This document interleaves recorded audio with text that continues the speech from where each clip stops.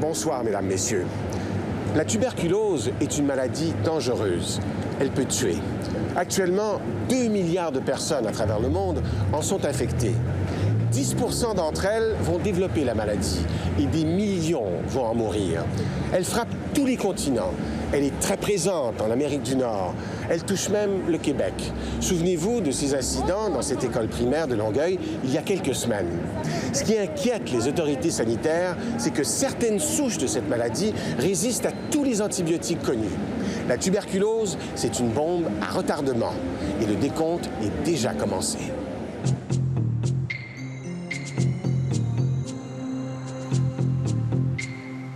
On croyait avoir maîtrisé le tueur et on pensait même un jour l'éliminer. Mais il faut se rendre à l'évidence, la tuberculose, la maladie infectieuse la plus meurtrière de l'histoire de l'humanité, fait un retour en force. Aujourd'hui, 2 milliards de personnes sont porteurs du bacille de la tuberculose. Même si seulement 10 % d'entre eux vont développer la maladie, à chaque année, le nombre de nouvelles victimes se compte par millions. Chez nous, l'alerte la plus sérieuse a eu lieu en avril dernier à l'Université de Montréal. Durant plusieurs mois, une jeune étudiante a suivi ses cours alors qu'elle avait développé la maladie. Mal soignée, la toux s'est aggravée jusqu'à devenir chronique. C'est le Dr John Carsley qui est responsable des opérations de dépistage de la tuberculose dans la région de Montréal. Elle avait beaucoup de bacilles présents dans ses poumons. Puis elle avait aussi une infection au niveau de la gorge. C'est la tuberculose laryngée, une infection de larynx. Et normalement, quand les microbes se trouvent au niveau de la gorge, évidemment, quand la personne tousse, c'est plus facile à épandre des microbes dans l'air. Et c'est par ces gouttelettes d'eau dans l'air que la maladie s'attrape. À son insu, cette jeune femme devient un véritable danger public. Chaque fois qu'elle tousse, elle propulse dans l'air des millions de bacilles. Dans un espace fermé et mal ventilé, les risques d'infection sont très élevés. L'équipe médicale constate que presque tous ses proches sont infectés. On doit donc étendre le cercle de l'enquête au milieu universitaire.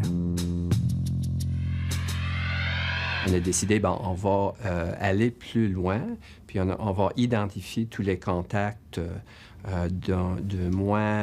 au moins, les contacts qui avaient au moins 6 heures de contact par semaine pendant la période où on a pensé qu'elle était contagieuse. On découvre que parmi les étudiants qu'elle fréquente, 1 sur 4 est infecté. Il faut pousser l'enquête encore plus loin. On teste d'autres étudiants et même des gens qu'elle a côtoyés dans 3 parties rave à la fin d'hiver. En mai dernier, près d'1 millier de personnes se sont présentées à la clinique médicale de Montréal-Centre. Oui, bonjour monsieur, vous venez pour la lecture? Pas de problème. Je sais remplir la première partie ici. Le test de dépistage mis au point par le Français Charles Mantoux en 1905 est encore utilisé aujourd'hui. On introduit d'abord une petite dose de bacille désactivée sous la peau de l'avant-bras. Puis, on laisse 48 heures au système immunitaire pour réagir. Là, touchez juste avec votre main, vous allez voir qu'il y a une petite bosse là. Oui. OK? C'est ça qu'on va mesurer. OK? Cette rougeur au bras ne trompe pas. L'organisme répond à un signal puissant, celui de la tuberculose.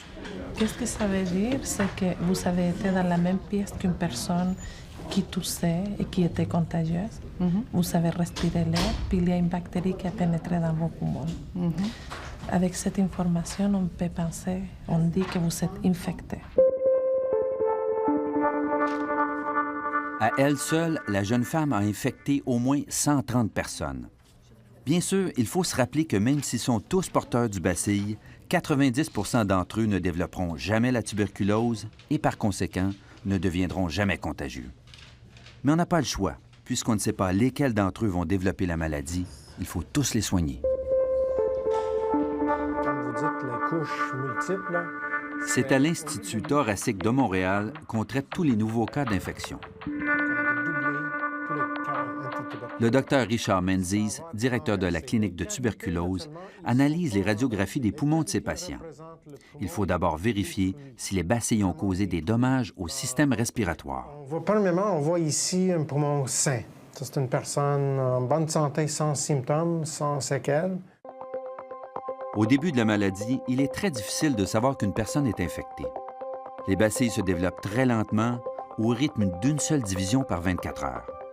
En général, les autres bactéries font ce travail en moins de 40 minutes. Mais ici, par exemple, le contraste, c'est qu'ici, il y a comme des taches, si vous voulez. Tout sur le côté droit est dans la zone supérieure, ce qui est typique pour la tuberculose. Mais une fois que la division cellulaire atteint un seuil critique, on commence à observer certains dommages aux poumons. Lorsqu'on atteint des millions, puis des centaines de millions de bacilles, les premières perforations apparaissent. À 10 milliards de bacilles, la respiration devient pénible. Lorsqu'on atteint 1 million de milliards de bacilles, les poumons sont percés comme du gruyère. C'est le point de non-retour. Et ce sont des trous énormes dans le poumon, donc ça donne insuffisance respiratoire chronique, essoufflement. Ça donne des fois des surinfections ou d'autres complications peuvent survenir suite à une tuberculose avancée. Le premier antibiotique efficace pour soigner la tuberculose, la streptomycine, a été mis en marché en 1946. Cependant, le bacille était coriace et il a fallu créer d'autres médicaments pour en venir à bout. Aujourd'hui, voici le traitement standard, celui qu'on donne à tous les porteurs, qu'ils aient développé la maladie ou pas. 4 puissants antibiotiques durant au moins 2 mois afin de contrôler le foyer d'infection. Ensuite, on réduit la dose. Et après 6 mois de traitement quotidien, 98 % des patients sont guéris. Pourquoi autant d'antibiotiques? Parce qu'il faut éviter à tout prix que le patient développe une résistance aux médicaments en cours de traitement. C'est le même phénomène avec toutes les bactéries qu'on traite avec des antibiotiques. La tuberculose, ce n'est pas une exception. Ça démontre quand même la capacité de cette germe-là d'adapter, si vous voulez, à les nouvelles conditions. Les nouvelles conditions, ça veut dire des antibiotiques efficaces. Et maintenant, je dirais ici à Montréal, entre 10 à 15 % des gens vont avoir résistance au moins une antibiotique qu'on donne habituellement. Le problème, c'est que les grandes entreprises pharmaceutiques n'ont développé aucun nouvel antibiotique contre la tuberculose depuis 1972. Il est évident qu'il faut développer de nouvelles thérapies, qu'il nous faut de nouveaux outils pour ceux qui travaillent sur le terrain à combattre la tuberculose. Global Alliance est un organisme international et sans but lucratif. Son unique objectif est le développement de nouveaux antibiotiques contre la tuberculose. C'est très difficile de mettre au point un nouvel antibiotique. C'est pourquoi on ne peut se permettre de mettre tous nos œufs dans le même panier. Pour l'instant, nous avons 11 produits en développement et on espère obtenir au moins un candidat potentiel en bout de ligne.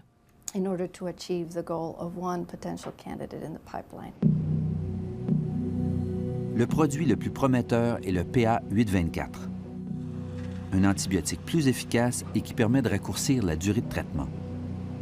Mais même dans le meilleur des cas, le PA824 ne sera pas disponible avant 7 ou 8 ans. Et pendant ce temps, la tuberculose fait toujours plus de victimes. Je crois que les gens ne saisissent pas l'ampleur du problème auquel nous faisons face. Une personne meurt de la tuberculose à toutes les 15 secondes dans le monde. Calculez simplement le nombre de victimes qu'elle aura fait pendant que cette émission est diffusée et vous aurez une bonne idée de ce que cela représente.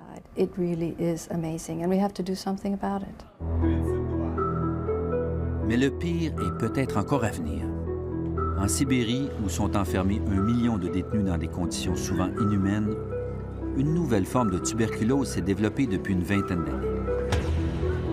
Une tuberculose multirésistante qui ne répond à aucun antibiotique existant. Chaque année, des milliers de détenus porteurs de cette souche sont libérés et retournent dans leur communauté. D'ici 10 ans, on estime que 2 millions de Russes seront infectés par ce bacille incurable.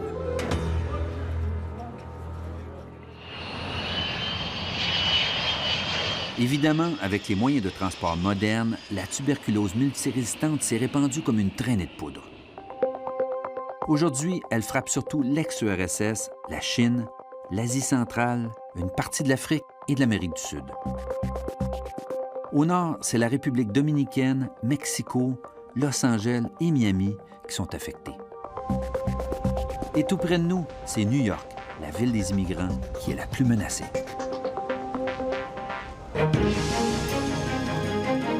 Au retour, la tuberculose frappe New York.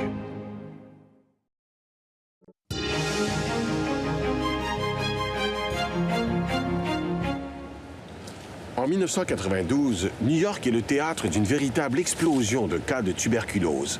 Les détenus dans les prisons, les itinérants dans la rue sont particulièrement touchés. De nombreux cas sont résistants à plusieurs antibiotiques à la fois. C'est la première grande crise de tuberculose à frapper l'Occident depuis des décennies. L'Organisation mondiale de la santé sonne l'alarme.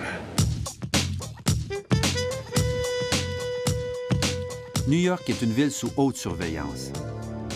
En 1992, plus de 4000 personnes ont attrapé la tuberculose. Parmi eux, des centaines de cas de multirésistance. Du jour au lendemain, on a compris que cette maladie n'était pas seulement un problème de pays en voie de développement. Elle pouvait aussi frapper ici, en Amérique, et frapper fort.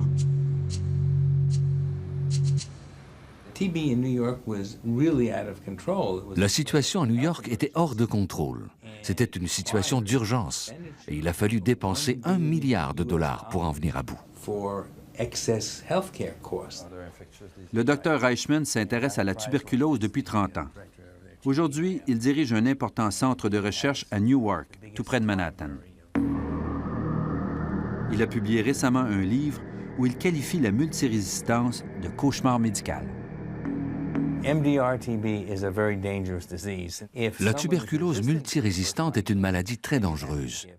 Lorsqu'une personne résiste aux antibiotiques réguliers, il faut lui prescrire un traitement extrêmement toxique et pénible à suivre, qui s'étend sur 2 ans.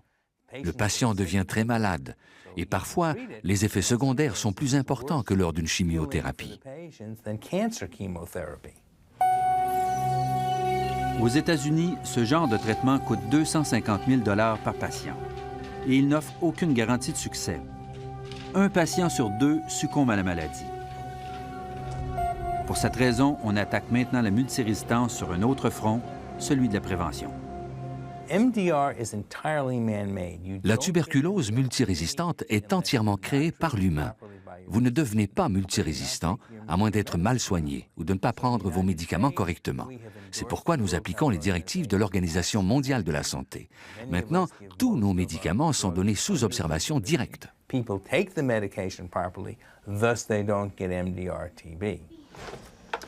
La stratégie de l'OMS, qui est appliquée dans plus de 120 pays, est simple mais exigeante. Tous les patients doivent être traités avec 4 antibiotiques durant une période d'au moins 2 mois. Ils doivent tous être suivis étroitement durant la thérapie. Rebecca Stevens travaille avec le Dr Reichman. Elle suit une quinzaine de patients qui habitent les quartiers défavorisés de Newark. On les voit tous les jours. Nous voulons être certains qu'ils obtiennent leurs médicaments et nous nous assurons qu'ils les prennent devant nous. Si vous ne suivez pas la thérapie à la lettre, vous risquez de développer une résistance et de rendre le traitement encore plus complexe. Plusieurs de ces patients sont des sans-abri. D'autres ont des démêlés avec leurs propriétaires, les services sociaux ou encore avec la justice. Il faut aussi les aider à surmonter leurs problèmes. C'est la seule façon de garder un contact régulier avec eux et de s'assurer qu'ils vont toujours suivre le traitement. Maintenant, nous allons voir Shirley. Shirley est suivie depuis 6 mois. Elle a la tuberculose, mais également plusieurs autres problèmes médicaux.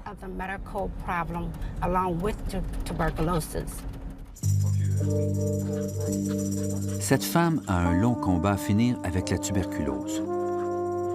Elle a été soignée à plusieurs reprises, mais n'a jamais terminé ses traitements. Aujourd'hui, la plupart des antibiotiques n'ont plus d'effet sur elle.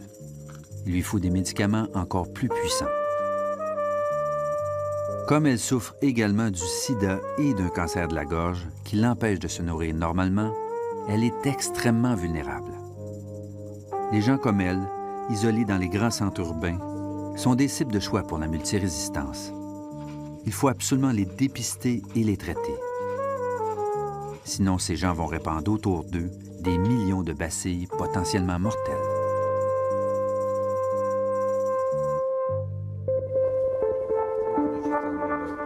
Barry Chrysworth reçoit des bacilles de partout dans le monde. Ici, vous avez notre collection de bacilles. Nous avons 15 000 souches de tuberculose identifiées sur le plan génétique. L'empreinte génétique de chacune des souches est cataloguée et servira de référence aux chercheurs. Ce travail est essentiel. Si on veut contrôler une épidémie, il faut comprendre qui infecte qui et avec quelle souche de bacilles. Avec le séquençage génétique, nous sommes capables de dire quelles souches sont identiques et quelles souches ne le sont pas. Sur le plan de l'épidémiologie, cela permet de déterminer s'il s'agit d'un véritable cas de transmission du bacille. L'ennemi numéro 1 des responsables de la santé publique, c'est la souche W. Elle est originaire des prisons russes, mais on en trouve maintenant un peu partout dans le monde et dans plusieurs villes américaines. Dès qu'on voit une souche W, on peut dire qu'elle sera résistante. On le sait parce qu'on a 500 souches W différentes et qu'elles sont toutes résistantes. On ne peut pas prédire à combien d'antibiotiques elle peut résister, parce qu'avec le temps, la souche est peut-être devenue encore plus coriace. Les 15 000 souches de tuberculose sont conservées dans un laboratoire haute sécurité. Elles permettent entre autres de tester différents vaccins développés un peu partout dans le monde. On n'a plus le choix. Si on veut se défendre contre plusieurs de ces bacilles incurables, il nous faut un nouveau vaccin. Pourquoi un nouveau vaccin? Parce que le BCG, qu'on a découvert en 1906, a perdu avec le temps beaucoup de force et d'efficacité. On pense que ce vaccin protège peut-être contre la forme invasive de la tuberculose dans l'enfant. C'est ce qu'on appelle la méningite à la tuberculose. Mais on ne pense pas que le vaccin protège plus tard dans la vie contre la forme pulmonaire dans les poumons. Mais c'est la forme pulmonaire qui est contagieuse. Donc, il se peut qu'on ait un vaccin qui protège une maladie des enfants, mais qui ne protège pas contre la forme contagieuse, donc qui n'a aucun effet contre l'épidémie. Créer un vaccin contre la tuberculose est un défi scientifique considérable. Le bacille est très bien adapté à l'humain, qui le parasite depuis au moins 10 000 ans. Comme tous les corps étrangers, les bacilles sont absorbés par les cellules du système immunitaire dès qu'ils pénètrent dans les poumons. Cependant, leur épaisse couche protectrice leur permet d'encaisser ce premier assaut. Puis, les bacilles survivent en puisant dans les réserves nutritives des cellules. C'est la phase de sommeil. Pour une raison qu'on ignore, 9 porteurs sur 10 maintiennent les bacilles endormis durant toute leur vie. Le 10e porteur, lui, n'y parvient pas. Un jour ou l'autre, les bacilles se réveillent et commencent à se multiplier.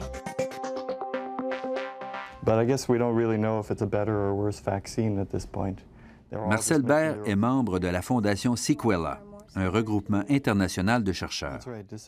La Fondation a développé un vaccin qu'elle teste en Afrique du Sud depuis mars 2001. Le vaccin est fait de protéines désactivées du bacille. Dans l'organisme, il provoque une forte réaction immunitaire en présence de l'intrus. Cependant, même si les études cliniques se déroulent bien, le vaccin ne sera pas disponible avant au moins une dizaine d'années. This is BCG Japan, so all the children in Japan right now are getting this BCG. En attendant un nouveau vaccin, Marcel Baer tente d'améliorer les différentes souches de BCG qu'on retrouve dans le monde. Il y a toute une série de BCG. Il y a un BCG Montréal qui a été développé par Armand Frappier ici. Il y a un BCG Pasteur de l'Institut Pasteur de Lille. Il y a un BCG Moscou, un BCG Japon. Et nous, on fait des études pour savoir est-ce que peut-être il y a un meilleur BCG qui est déjà disponible sur le marché. Si on peut identifier le meilleur BCG, on peut suggérer à tout le monde de l'utiliser d'utiliser parce que peut-être ça va protéger mieux que le BCG qu'ils utilisent maintenant dans leur pays. En ce moment même, 15 millions de Nord-Américains sont infectés par la tuberculose.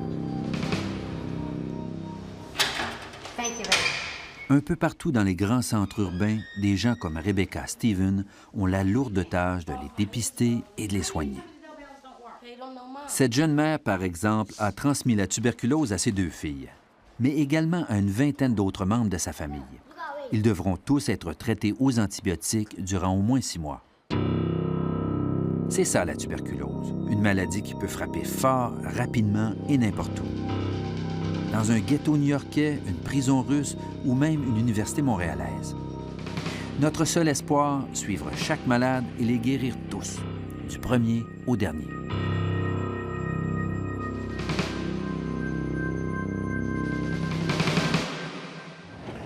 La situation au Canada, quoique préoccupante, il y a eu 1600 nouveaux cas de tuberculose en l'an 2000, est tout de même beaucoup moins sérieuse qu'aux États-Unis. C'est essentiellement parce que notre système d'accessibilité universelle aux soins de santé permet depuis des années de dépister et de soigner les personnes infectées de façon plus efficace. Il n'en demeure pas moins qu'il ne faut pas baisser la garde.